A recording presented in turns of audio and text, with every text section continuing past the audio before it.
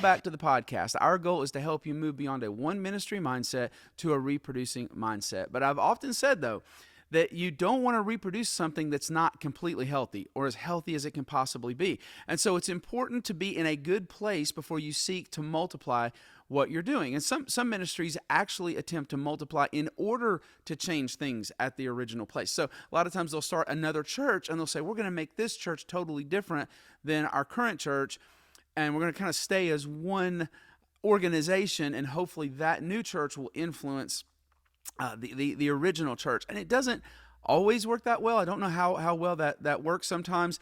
What I have seen is that the new church can't seem to escape the unhealthy habits sometimes of the original church, or the original church keeps making unhealthy decisions for the new church, which is a big problem because the original church is often funding the new church while it's getting off the ground. So if you're going to reproduce, you need to first make sure that you are strong in three areas, and we're going to talk about those today.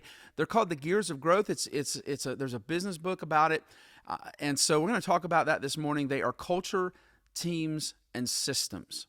Culture, teams, and systems, the gears of growth. And so let's talk about culture first.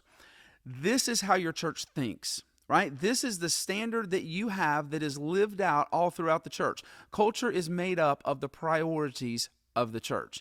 And it doesn't take long before you've walked into a church, before you've realized what their culture is all about and what their priorities are all about. There are church cultures where people are more interested in power than they are what is best for the church or carrying out the mission that Christ has given us. There are cultures where complaining is a huge part of who they are. It just really is. They just love to complain. There are cultures where red tape is ingrained in every single area of what they do, and they like it that way. There are cultures that are all about the experience in the worship service. And sure, every church cares about that, but for some churches, it's the main thing. It's all that they focus on. There are churches that are all about small groups. In fact, the small groups really are the church, and maybe they only meet once a month for corporate worship, combined worship. There are churches that are all about discipleship. There are churches that are all about disciple making. And if you don't understand the difference between those, I would encourage you to check out my blog on jimrichmond.net on that subject. And there are churches that completely revolve around the preaching as well. Now, again, it doesn't take long before you know what the culture of a church is when you come into it. No matter what they say it is, you can tell pretty quickly what it actually is. They may say that they're a church that exists to reach and disciple the lost, but it's pretty obvious that the church only focuses on feeding its members, and they haven't reached or discipled anybody in a long time. They may say that they're a church of small groups, not a church with small groups, but it seems like they put most of their emphasis on an attractional service. So you can tell pretty quickly by what they're actually doing. And so if you want to grow, and by grow, I don't just mean numerically, and I really want to emphasize that. A lot of times I think we actually get discouraged by the phrase, healthy things grow. Right? So if you look and this month last year was bigger than what your church is this month this year, then you're a super unhealthy, terrible church. And that's not necessarily true. You can be growing and developing, but the numbers may not have drastically changed yet. What could be happening is that the more healthy you're getting, the more you're losing people who want a culture of, say, gossip. And those kinds of things, or a culture of red tape. And that's okay. If this year you're smaller, but your church has less red tape and less gossip, you're setting yourself up for the future. So you may not have seen it happen yet, but if you want to grow, you need a culture that matches your mission. You need a culture that matches your mission. You need to make sure that what you have printed on the wall is actually happening down the hall.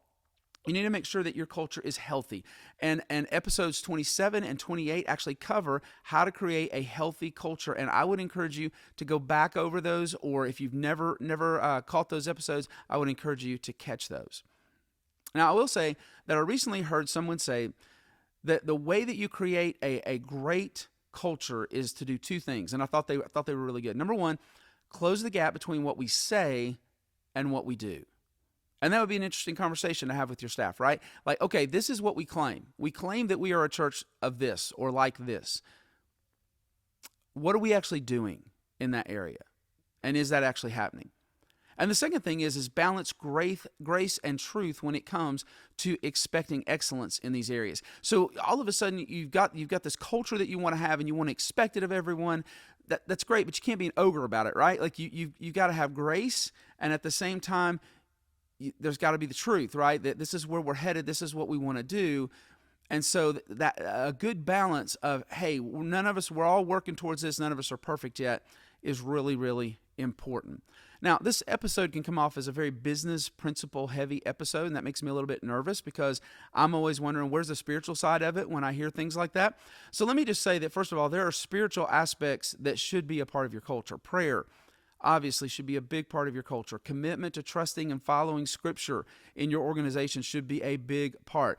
I personally believe that disciple making should be a central part because it's the main assignment that Jesus gave us. So culture. Culture is the first gear of growth. The second one is systems. Pastors get very excited when they sit around and dream about what culture should be.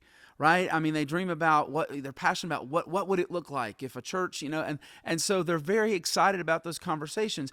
But to be honest, in my experience, most pastors struggle with systems. They don't get as excited about designing systems to carry out that vision of the culture as they do dreaming about the culture.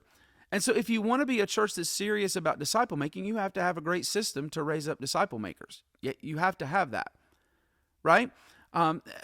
Preaching once a year about something without putting a strong system in place to make it happen is just wishful thinking. Now, I think preaching is extremely powerful. I think that it inspires people, it encourages people, but think about the difference of when your people hear a great sermon on we're a disciple-making church, and I want you to write down the name of a person that you're praying right now that God will help them take a next step spiritually. That's great. Everybody's inspired when they walk out of that. But think about the difference in a church where now there's also a great system to raise up disciple makers in that same church. This one is probably going to get forgotten pretty quickly. I mean, let's just be honest. They're going to write that name down. You may even do a great job of emailing them once a month and saying, hey, you wrote this name down. How's that going? And that's going to keep it in front of them, and that's great. But honestly, without a system to raise up disciple makers, these people, like, suppose that they want to become a disciple maker. Suppose they want to help somebody take next steps. They don't know how. And so preaching about something once a year, having an emphasis on it, that kind of thing, it's all fine and dandy. It's great. But if you don't have a system, it's just wishful thinking. Systems are honestly a huge part of culture. I believe that if you don't have systems that support your vision of the culture, you're never going to see that vision happen. And so, I've literally spent all of 2023 working on Northridge's systems, whether that's how we encourage spiritual growth in our attenders in the area of stewardship, or how we do our groups, or how we connect with first-time guests and help them become a part of the family, to ways that we communicate our messages in a way that could possibly connect better, how we do our worship services that could lead people toward Jesus more effectively, or can we tighten up our system of training disciple makers, or how do we treat our volunteers? All of those things are really, really important. Nelson Searcy has done a ton of work on church systems. Some of the books, you have to kind of bring them into modern day, because a lot of times he'll talk about send out a lot of mailings, or things like that, and that's not something that's really done a lot today, but the principles are amazing. I think the systems that he identifies that need to be addressed are things like assimilation, stewardship, groups, worship service, volunteers, evangelism, leadership development. He may have added one more. All of those are super important in almost every church. I say almost every church because if your church doesn't have small groups, then you wouldn't need a system for that, right? But having strong systems keeps things healthy. I want you to think about that for a second. Having strong systems keeps things healthy. Many times people begin to cause trouble because it's not clear how something should be dealt with, so they fill in the void with their own direction and they become sideways energy. And to be fair to those people, a lot of times they don't know that they're causing a problem because they didn't know that there was any kind of way that things were supposed to be done to carry out the culture that you said that you wanted to have. And so if you don't have strong systems in an area that you claim is a priority, another problem is that people will just assume it's not a priority. They'll literally just figure it out and just be like, hey, they say it's a priority, but it's not a priority because they didn't put a system in place for it. So it must not be important. So the last gear of growth is your team. You can have the greatest intentions for your culture. You can live out that culture yourself, and you can set the example. You can even sit down and design great systems to support and carry out that culture. But if you have the wrong people in the wrong places on the team, you will not be able to move forward. Now listen, first of all, your team needs to live out the culture. No matter how talented they will not help you long term if they don't love and live out the culture. You can go out and you can hire somebody. You can hear that this person from another city is the best youth pastor, whatever, best worship leader you could get your hands on, and you bring them in, but they don't believe or fully live out your culture.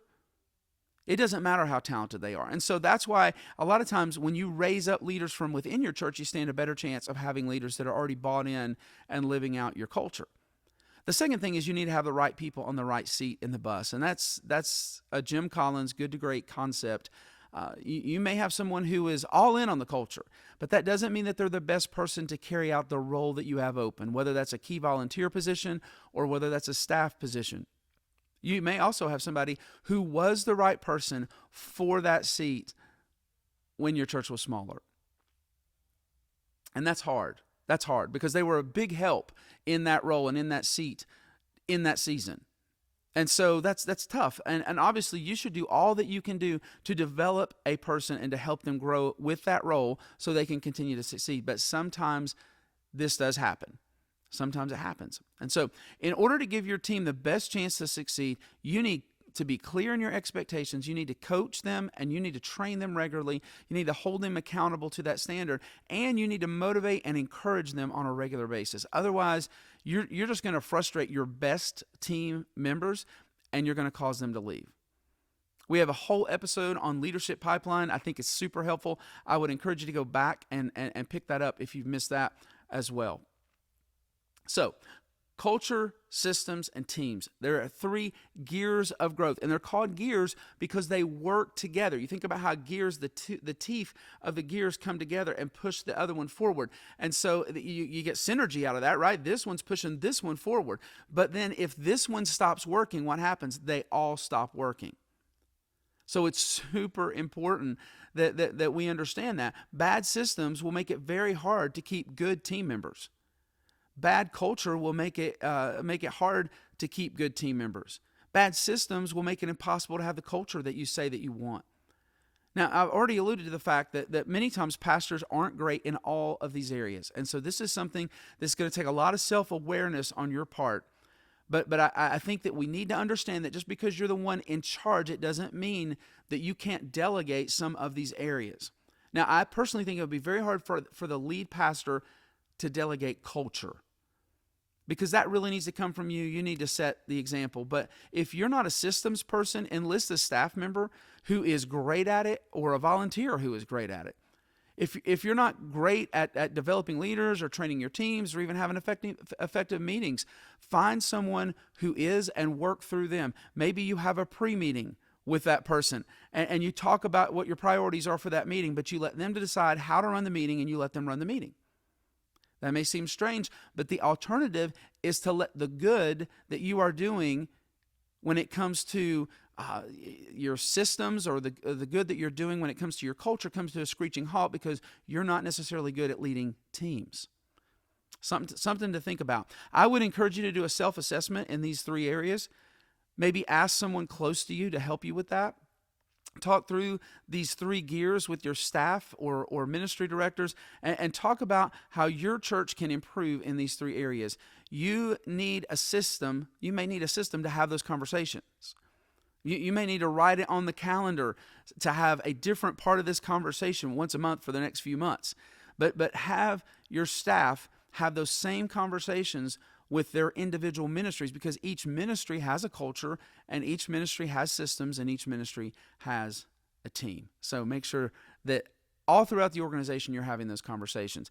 Now, that's it for now. I hope that you found this episode helpful. As always, I would love to hear your comments, and please like, subscribe, and share If you found it helpful, sharing is super important. Send it out to your pastor friends as well. Also, I want to encourage you on another note to be on the lookout for our new book, our new parenting book. Our original parenting book was on the 5 principles that it really takes to raise up spiritual leaders. But this one is called Discipline That Disciples. One of the things from our first book that I think a lot of parents thought, oh, I'm getting a parenting book, and right now I'm in this stage with my kid, and they're being defiant, and so where's the discipline chapter? And it wasn't there. And so we have written an entire book, Discipline That Disciples. It's about to be released on Amazon. I encourage you to pick that up. And watch for that. Will be released soon. Follow me at jimrichmond.net on Facebook. That may seem strange, but that literally is my ministry page. It's literally called the same thing as the website. Sign up for a mailing list on my website at jimrichmond.net. Whether it's a ministry, worldview, parenting, sign up for one of those so that you regularly get the content sent out to you as soon as it is produced. Those people on the list get that first. And also follow me on Instagram or X as well. So we will see you next month on the Ignite Movements podcast.